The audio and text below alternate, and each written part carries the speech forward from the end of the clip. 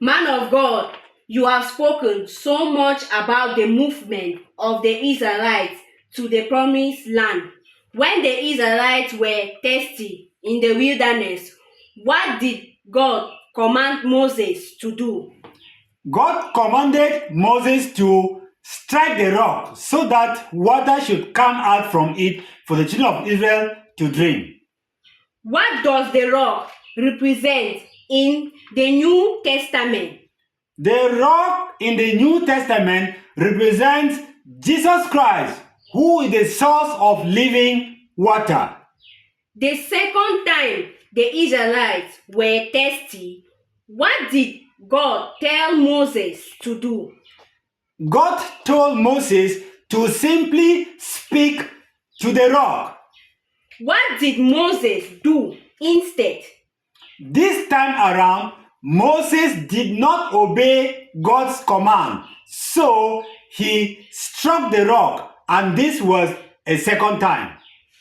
What is the punishment of Moses for not obeying the command? Not entering into the promised land. What does Moses striking the rock a second time represent? Moses striking the rock a second time against God's command represents re-crucifying the Lord of glory. What does Moses represent? Moses represents the law. What is standing between the promised land and the wilderness? The river Jordan. What does the Jordan River represent?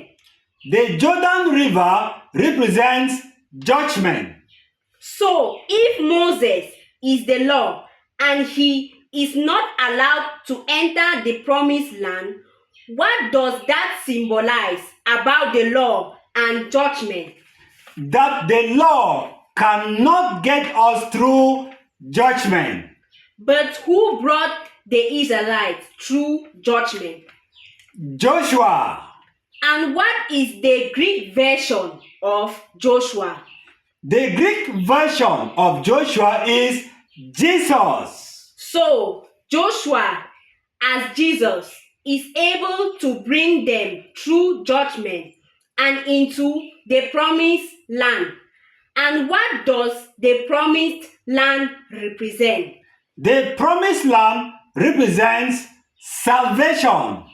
Where does the river Jordan or judgment flow into? The river Jordan or judgment flows into the Dead Sea.